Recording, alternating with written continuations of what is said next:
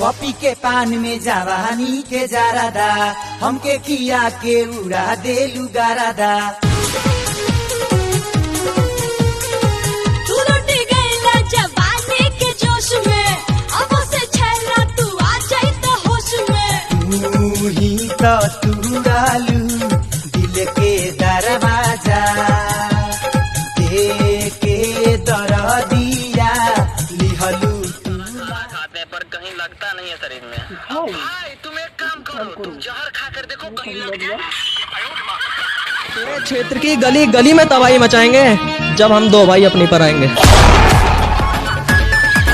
बेरी बेरी बाजे रे पलाइया, खेलवे बिगाड़े चरपाइया। ये तो रात भर मचा मचा किया, पलंग